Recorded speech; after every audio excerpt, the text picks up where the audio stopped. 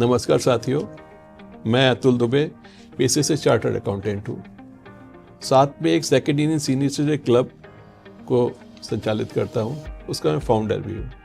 उसमें 2200 वरिष्ठ नागरिकों का सानिध्य मेरे को प्राप्त है और विश्वास साथ वो मेरे साथ जुड़े हुए। समय के रहते रहते कुछ समस्याएं आती रहती हैं, तो उस सिलसिले में कुछ ऐसी गंभीर समस्याएं जिसको हम लोग सीरियसली नहीं लेते हैं, तो उनके लिए आज हम बैठेंगे। मेरा वरिष्ठ नागरिकों से हमेशा सतत वार्तालाप होता रहता है।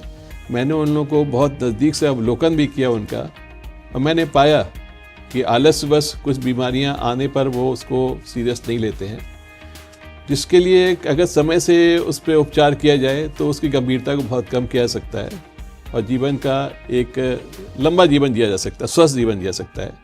आज इस सिलसिले में मैं अपोलो हॉस्पिटल के डॉक्टर मयंक अग्रवाल सर से आया हूँ। आज मेरे साथ वो सानिध्य में हैं। आज हम उनसे कुछ बातें चर्चा करेंगे कि वो बताएं कि नॉर्मली जो सीनियर सिटीजन में प्रोस्टेट की बीमारी के बारे में जो भ्रांतियां हैं या जो कुछ तरीके की जो लोग सोचते हैं उसके बारे में आप प्रकाश डालें तो अति उत्तम हो। जी, थैंक यू। प्रोस्टेट एक अखरोट के आकार की ग्रंथि होती है जो हर पुरुष में पाई जाती है।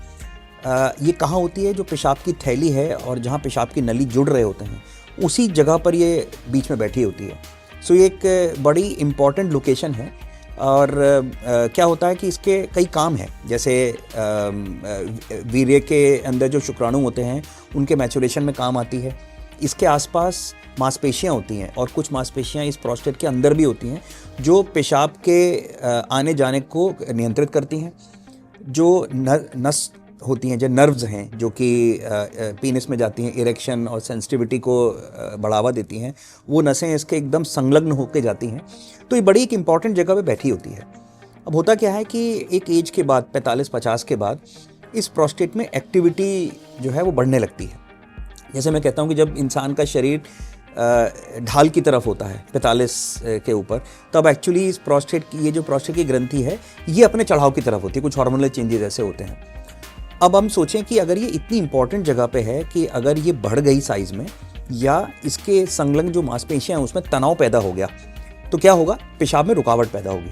अब हम सोचें कि अब इसके लक्षण क्या हो सकते हैं। पेशाब की धार इंसान को लगे कि जैसे पहले आती थी वो धार धीमे धीमे होती चली जा रही है या रुक रुक के आ रही है, या ऐसा लगता है कि पेशाब शुरू करने में मुश्किल हो रही है, ख़ास तौर से जब रात को अगर पेशाब के लिए उठना पड़े या अर्ली मॉर्निंग उठ रहे हैं, बार बार जाना पड़ता है रात के लिए। पेशाब करने के बाद ऐसा लग सकता है कुछ रह गया है, पूरा क्लियर नहीं हुआ है, आपको काफ़ी देर खड़े होना पड़ रहा है। और दूसरी तरह के सिम्टम्स ऐसे होते हैं कि जब ये रुकावट होती है तो मतलब पेशाब की थैली को बहुत काम करना पड़ रहा है उस पेशाब को निकालने के लिए। उससे पेशाब की थैली में कुछ इरिटेशन पैदा होती है। वो इरिटेशन ओवर एक्टिविटी का रूप लेती है कि बहुत ज़्यादा मतलब यूँ समझिए कि पेशाब की थैली को गुस्सा आने लगा है। तो उससे क्या होगा? पेशाब बार बार जाने की इच्छा होना, पेशाब की जब इच्छा है तो उसे कंट्रोल ना कर पाना, कुछ बूंदे निकल भी जाना, या रात को सो रहे हैं तो वो एक्सट्रीम सिचुएशन है कि रात को सो रहे हैं तो कपड़ों में निकल जाए, या रात को बहुत बार उठना पड़े। तो ये ऐसी स्थिति सीनियर सिटीजन ज़्यादा ये ज़्यादा आते हैं, जो 70-80 साल वालों को आती है, जी जी, ये हर मतलब खास तौर से 45-50 के ऊपर आती है। लेकिन अब जो थॉट प्रोसेस है वो ये है कि ये जो सिम्टम्स हैं एग्जैक्टली यही सिम्टम्स यंग लोगों में भी हो सकते हैं। अच्छा। जिनमें हम ये एक्सपेक्ट नहीं करते कि प्रोस्टेट का साइज बढ़ गया है।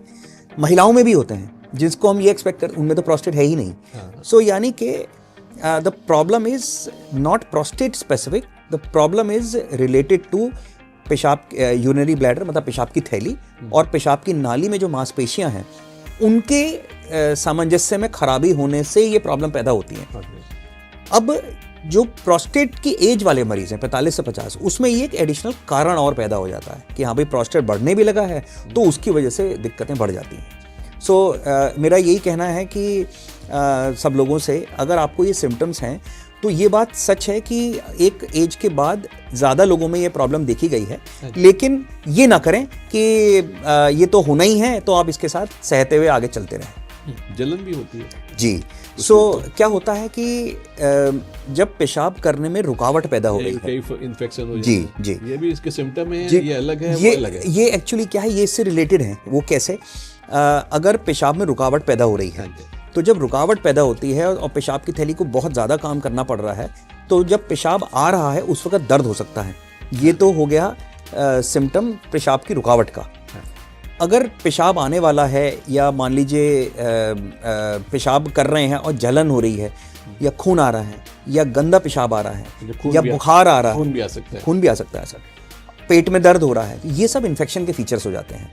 अब यहाँ मैं ज़रूर कह देना चाहूँगा कि हाँ, इन्फेक्शन जो है वो कई वजह से हो सकता है। या तो पेशाब बचने लगा है आपका तो इन्फेक्शन का स्रोत बन जाता है, या प्रोस्टेट की ग्रंथि में ही अगर इन्फेक्शन के कीटाणु निहित हो जाएं तो वो बार बार इन्फेक्शन कर सकते हैं। पेशाब में ब्लड का आना सिर्फ इन्फेक्शन का संकेत नहीं है। सो जब भी पेशाब में ब्लड आए, चाहे वो थोड़ा आकर के बंद हो गया या बार बार आ रहा है या चाहे माइक्रोस्कोपिक आपने टेस्ट कराए उसी में आ रहे हैं, तो उसकी पूरी जांच ज़रूरी है, क्योंकि वो सिर्फ इन्फेक्शन की वजह से नहीं, वो किसी खतरनाक बीमारी का संकेत भी हो सकती है। सो जलन भी इसका संकेत है, पेशाब में ब्लड आना भी प्रोस्टेट की बीमारी का संकेत हो सकता है। इन लक्षणों को कितनी गंभीरता से लिया जाए? नंबर 1, कब और कौन से टेस्ट कराने चाहिए? अल्ट्रासाउंड कब आवश्यक है? पीएसए टेस्ट क्या है, इसका सुरक्षित स्तर क्या माना जाए? वर्ष पे कितने बार पीएसए टेस्ट कराना उचित है? एमआरआई की आवश्यकता कब होती है? किन परिस्थितियों में सर्जरी अनिवार्य हो जाती है? कौन सी सर्जरी विधि सुरक्षित और लाभदायक है? और डॉक्टर से के परामर्श के लिए कब हम आपके पास आए जी, वो स्थिति कब आती है जब आपके पास आए? काफ़ी सारे सवाल हो गए हैं, मैं एक एक करके जवाब देता हूँ। पहली चीज़ ये, क्योंकि हम लोग के मन में ना लेमैन लैंग्वेज में बहुत से ये तो कम है और भी आ रहे हैं, लेकिन समय की वजह से मैंने मेनली जी बिल्कुल ठीक है। सो एक एक करके चलते हैं। लक्षण, सो लक्षणों को हमेशा गंभीरता से इस तरह से चलें कि उसके लिए अवेयर रहें कि हाँ यार, मुझे अगर लक्षण हैं ये वाले, सो उन लक्षणों के लिए मैं अगर डॉक्टर के पास नहीं भी जा रहा तो कम से कम कुछ बेसिक जांच जरूर करा लूँ, कि उसको पूरी तरह नज़रअंदाज नहीं करूँ। अब वो बेसिक जांच बड़ी सिंपल है। ये जो प्रॉब्लम है इससे रिलेटेड में सिर्फ पेशाब की एक जांच करवा सकते हैं, यूरिन रूटीन कहते हैं उसको, जिसके अंदर माइक्रोस्कोपिक विधि से हम ये जान सकते हैं, लैब वाले जान सकते हैं कि पस सेल तो नहीं आ रही हैं या रेड ब्लड सेल्स तो नहीं आ रही हैं, या और कुछ नहीं तो अगर आप डायबिटिक नहीं है तो उस यूरिन टेस्ट में आ सकता है कि आपके शुगर आ रही है, क्या पता वही आपका पहला संकेत होगी कि यार अब शुगर डेवलप हो गई है। सो ये एक बड़ा होने की वजह से भी बात, शुगर बार बार आता है, क्योंकि शुगर जब होती है तो पेशाब जो है वो ज़्यादा बनता है तो बार बार आता है, और शुगर जब है तो इन्फेक्शन भी हो सकता है, उससे भी पेशाब बार बार आ सकता है। तो यानी कि लक्षण को लाइटली नहीं लेना। सो एक तो यूरिन की जांच हो गई और एक अल्ट्रासाउंड आवश्यक कराना चाहिए। अक्सर अल्ट्रासाउंड कराने में हम लोग कोताही बरत जाते हैं, लेकिन एक अल्ट्रासाउंड हम अपनी साइंटिफिक भाषा में एक्सटेंशन ऑफ क्लिनिकल एग्जामिनेशन बोलते हैं। आप डॉक्टर के पास गए, मैंने आपकी जांच पड़ताल कर ली, चेकअप कर लिया, तो जो अंदरूनी हिस्से हैं पेट के वो कैसे पता चले, वो तो अल्ट्रासाउंड से ही पता लगेंगे। सो एक अल्ट्रासाउंड पेट का और एक यूरिन रूटीन, ये दो चीज़ें आपको काफ़ी मोटे तौर पे ये बता सकती हैं कि कोई मेजर प्रॉब्लम तो नहीं चल रही है। अब ये हुआ सेल्फ डायग्नोसिस। अल्ट्रासाउंड में तो रिटेंशन पता चलता है, वो कितना रिटेन रहता है, उसका एक पैरामीटर्स होगा कि सब इतना पर ग्राम है तो आप प्रोस्टेट की बीमारी से ग्रसित हैं, इतना नहीं है तो वो क्या परसेंटेज जी है? तो क्या होता है कि अल्ट्रासाउंड में दो स्थितियों में किया जाता है। एक तो जब पेशाब रोक करके, और फिर टिपिकली जहाँ आप अल्ट्रासाउंड कराएंगे वो डॉक्टर बोलेंगे आप जाइए पेशाब करके आइए, और फिर हम ये देखते हैं, दोबारा देखते हैं कि पेशाब बचता कितना है। अब इसमें कुछ एक मिथ्याएं आ जाती हैं, जैसे आप कहते हैं यार कोई इंसान का प्रोस्टेट 15 ही ग्राम का है या 20 ग्राम का है, और वो कहते हैं कि यार मेरा प्रोस्टेट तो बड़ा नहीं है, फिर ये प्रॉब्लम क्यों हो रही है? होता है। या दूसरी एंजाइटी होती है कि यार पिछले साल अल्ट्रासाउंड कराया था यार 22 ग्राम का था, इस बारी तो 28 ग्राम आया है, तो डर पैदा हो जाता है कि यार प्रोस्टेट का साइज बढ़ गया। अब इन दोनों के पीछे साइंटिफिक फैक्ट क्या है?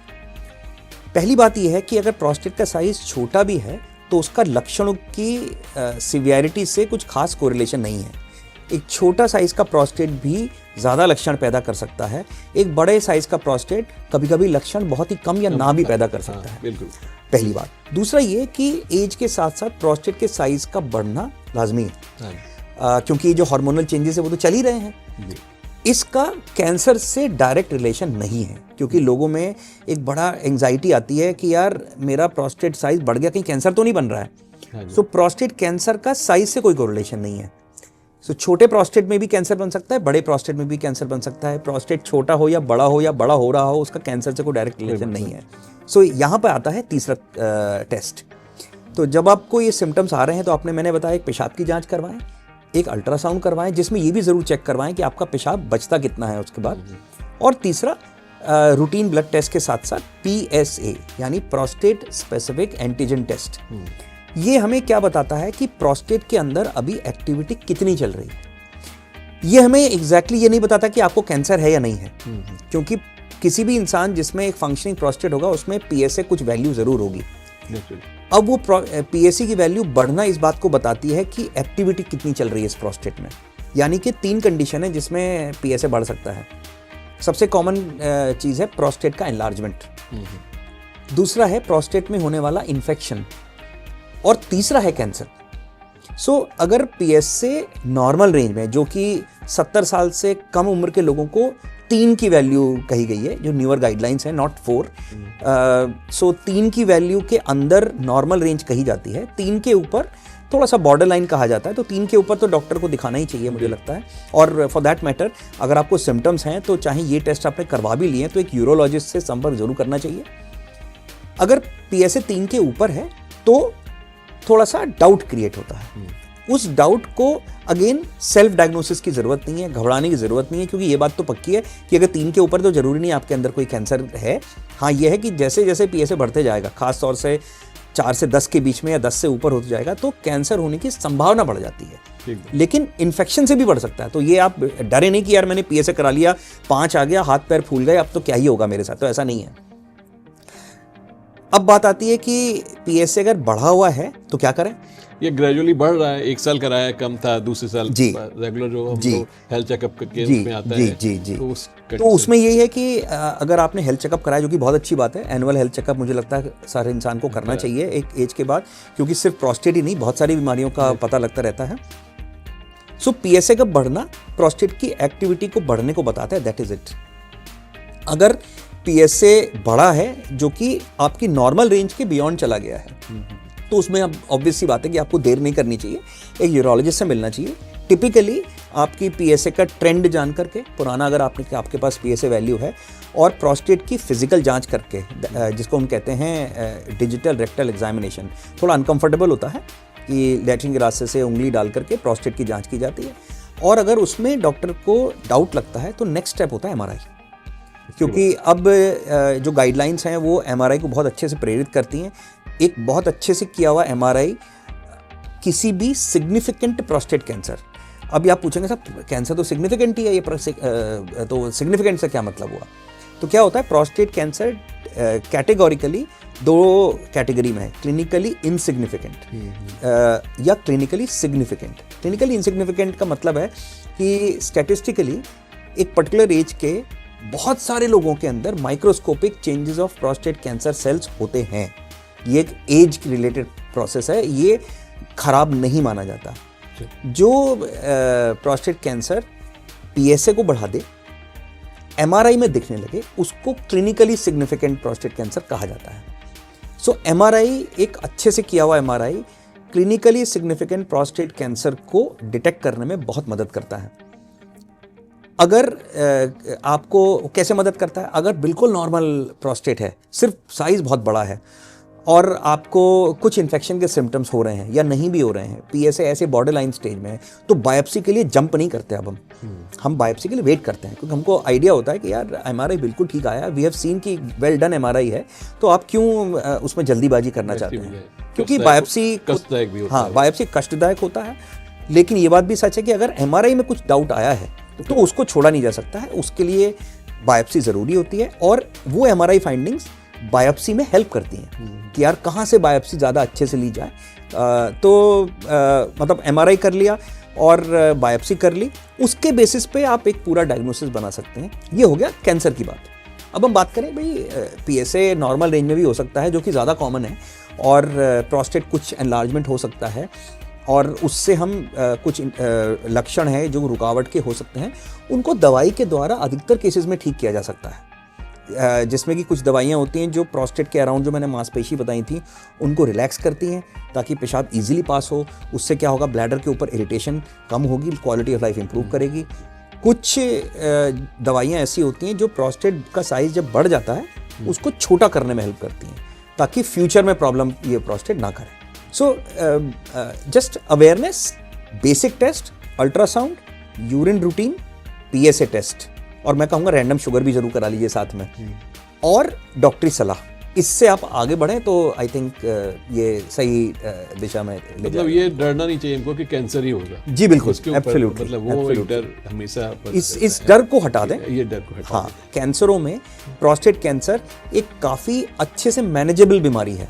हाँ, तो अगर कैंसर होना ही है तो प्रोस्टेट कैंसर ही बड़ा फ्रेंडली कैंसर है in most of the circumstances.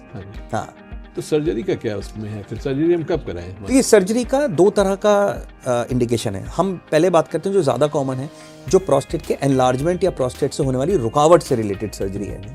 तो ज़्यादा एक एवरेज लगाऊं तो जो लोग हमारे पास आते हैं उसमें से 10 से 20% ही ऐसे होते हैं जिनको लगता है कि ऑपरेशन की जरूरत, किसी तरह के इंटरवेंशन की ज़रूरत पड़ेगी। मोस्ट ऑफ द टाइम दवाइयों से लोग खुश रहते हैं। जो ऑपरेशन अगर करना भी है तो हम कुछ इंडिकेशंस होती हैं जो हम अपनी तरफ से मरीज को कहते हैं, जिसको हम एब्सोल्यूट इंडिकेशन कहते हैं कि नहीं यार आप दवाई से नहीं चला सकते, आपको ऑपरेशन करना ही चाहिए। जिसमें सबसे इंपॉर्टेंट वो है कि पेशाब बहुत बच रहा है और वो बैक प्रेशर किडनी में मार रहा है, मतलब किडनी पे असर होने लगा है, तो उसमें हम कहते हैं कि यार नथिंग डूइंग, आपको ऑपरेशन कराना ही पड़ेगा। नंबर 2, अगर यूरिन में ब्लड बार बार आ रहा है और हम पूरी तरह जांच कर चुके हैं कि ये और किसी वजह से नहीं है और हम दवाई भी दे चुके हैं फिर भी ब्लड आ रहा है, तो उसकी स्थिति में प्रोस्टेट का ऑपरेशन करना चाहिए। तीसरी बात है पेशाब में बार बार होने वाला इन्फेक्शन, जब और कोई कारण नहीं मिल रहा। जैसे हमारे क्षेत्र में स्टोन्स बड़े कॉमन है, तो स्टोन भी इन्फेक्शन का कारण हो सकता है, लेकिन coming back to this age group, so prostate ज़्यादा कॉमन कारण है। तो अगर ऐसा हो रहा है तो उसमें हम कहते हैं कि ऑपरेशन कराना चाहिए। इन 3 स्थितियों के अलावा जनरली ऑपरेशन आपकी तरफ से सॉर्ट होता है। जैसे कि दवाइयाँ खा रहे हैं लेकिन फिर भी हमें सिम्टोमेटिकली उतना इंप्रूवमेंट नहीं मिल रहा और हम कुछ करवाना चाहते हैं, तो उसमें कुछ ना कुछ ऑपरेशन, जैसे आजकल तो भाई चीरे वाला ऑपरेशन तो लगभग ख़त्म ही हो गया है। तो पेशाब के रस्ते दूरबीन से लेज़र के द्वारा ऑपरेशन हो सकता है, इलेक्ट्रिकल एनर्जी के द्वारा हो सकता है, और आजकल एक नई कैटेगरी भी आ रही है, MIST उसको बोलते हैं। ज़्यादा बात नहीं करेंगे क्योंकि वो फिर एक और पेंडोरस बॉक्स खोल देगा। सो मिनिमल इन्वेजिव तकनीकों के द्वारा आपके सिम्टम इंप्रूवमेंट हो सकता है। डे केयर में ये कंप्लीट हो जाता होगा सर, डे केयर नहीं, एक्चुअली हम इसको रफली कहते हैं 2 दिन का एडमिशन हम प्रेफर करते हैं, क्योंकि क्या होता है कोई भी जब चाहे एंडोस्कोपिक ऑपरेशन करें, प्रिकॉशनरी आप ले, हाँ वो हम प्रिकॉशन में लेके रखते हैं, क्योंकि भाई ऑपरेशन के बाद प्रोस्टेट एक बड़ी वैस्कुलर ग्रंथि होती है, ब्लीडिंग का रिस्क हो सकता है, चाहे आप कुछ भी करें, तो एक दिन तो हम एक्स्ट्रा रखते ही हैं। बहुत बड़ा ऑपरेशन नहीं, डरने की कोई आवश्यकता नहीं साहब। सो ये तो हुई प्रोस्टेट की बिनाइन प्रॉब्लम से हुई एंडोस्कोपिक सर्जरी की बात। इसमें मैं एक बात सबको बता देना चाहता हूँ कि प्रोस्टेट की जो ये एंडोस्कोपिक सर्जरी है, चाहे वो लेज़र से हो चाहे किसी भी विधि से हो, ये प्रोस्टेट कैंसर के प्रिवेंशन के लिए नहीं होती। अगर आपके मन में ये डर है कि मैं समय रहते इस ऑपरेशन को करवा लूँगा तो मेरे को फ्यूचर में कैंसर नहीं होगा, तो ये एकदम गलत बात है। तो इस बात को आप अपने जहन से निकालें, और अगर कोई आपको कहता भी है तो ये उनको भी बताएं कि ऐसा नहीं है। अब हम दूसरी चीज़ उस पर रखते हैं कि लोग कहते हैं कि प्रोस्टेट के ऑपरेशन के बाद थैली लग जाती है, भाई पेशाब निकलता रहता है, तो ये भी एक भ्रांति है। प्रोस्टेट के ऑपरेशन बहुत सेफ ऑपरेशन है। एक एक्सपर्ट के द्वारा किए हुए ऑपरेशन में इस तरह की लीकेज के चांसेस लगभग ना के बराबर होते हैं। अब हम आते हैं कैंसर के ऊपर। मान लीजिए किसी को कैंसर है भी, तो उसमें सर्जरी दूसरे तरह की होती है। वो ऐसी एंडोस्कोपिक पेशाब से होने वाली सर्जरी नहीं होती, वो रोबोटिक सर्जरी होती है, या इसको हम साइंटिफिक भाषा में बोलते हैं रोबोट असिस्टेड लैप्रोस्कोपिक सर्जरी, जो कि रोबोटिक असिस्टेंस से की जाती है। ये कोई प्रोग्राम नहीं होता कि आपने बटन दबा दिया और वो रोबोट ने ऑपरेशन कर दिया है। ये एक प्रिसाइजली डन लैप्रोस्कोपिक सर्जरी होती है, जिसमें सर्जन के ऊपर ही कंट्रोल होता है सारा, लेकिन वो मूवमेंट बहुत प्रिसाइज होने से क्या होता है कि सर्जरी बहुत ध्यान से की जा सकती है, उसके आउटकम बेटर होते हैं, डिस्चार्ज जल्दी होता है, और इंसान जो है अपने काम पे जल्दी लग सकता है। अब जो ये रोबोटिक सर्जरी है, ये अब स्टैंडर्ड ऑफ केयर हो गया है। हम उस टाइम के ट्रेन हैं जब ओपन सर्जरी होती थी, फिर लैप्रोस्कोपिक सर्जरी करीब 15-20 साल। अब रोबोटिक सर्जरी ने सारा गेम चेंज कर दिया है। इवन डिफ़िकल्ट केसेस भी रोबोटिक सर्जरी के द्वारा किए जा सकते हैं और उनका आउटकम अच्छा होता है। ये बात ज़रूर है कि आपको एक मल्टी स्पेशलिटी टीम के साथ कम से कम 5 से 10 साल लगे रहना होता है कि प्रॉब्लम दोबारा ना आए। रेडियोथेरेपी भी एक ऑप्शन है जिसके बारे में अभी आई थिंक किसी रेडिएशन ऑन्कोलॉजिस्ट से जब कभी आप सानिध्य हो तो उनसे बात की जा सकती है। सो ये 2 तरह के ऑपरेशन के बारे में बात करना चाहते थे। बहुत बहुत शुक्रिया डॉक्टर साहब, आपने हम लोग को इन्फॉर्मेशन दी। हमारे वरिष्ठ नागरिकों को हमेशा इस पर ध्यान देना चाहिए। इस तरीके की कोई सिम्टम नज़र आते हैं तो उसको लाइटली ना लें। एक बार यूरोलॉजिस्ट से मिलें, अपना साझा करें बात को और उसका निवारण करने का तरीका निकल आएगा। बहुत बहुत शुक्रिया। आज डॉक्टर मैंग मोहन सर से हमारे यूरोलॉजिस्ट हैं जिनसे आज मेरी मुलाकात हुई, जिन्होंने हम लोगों को दिशा निर्देश दिए, बताया कि प्रोस्टेट कोई बहुत गंभीर बीमारी नहीं है। वरिष्ठ नागरिकों की सलाह यह है कि कभी भी किसी तरह लक्षण प्रतीत हो तो समय रहते डॉक्टर से सलाह ले लें। जैसे समय से इलाज होने पर उसकी गंभीरता को बहुत कम किया जा सकता है। बहुत बहुत शुक्रिया डॉक्टर साहब, आप आए, आपने हम लोगों को दिशा निर्देश दिए। मुझे लगता है कि हमारे वरिष्ठ नागरिकों को इससे काफ़ी लाभ मिलेगा। धन्यवाद। और मैं आपका भी बहुत शुक्रगुजार हूँ। आप इतना बड़ा सोशल कॉज के लिए कर रहे हैं कि आप इतने सारे जो सेकंड इनिंग्स के वरिष्ठ नागरिक हैं उनके बारे में सोच करके ये अवेयरनेस अब तक पहुँचा रहे हैं। तो मैं आपका भी बहुत आभारी हूँ। नमस्कार, धन्यवाद।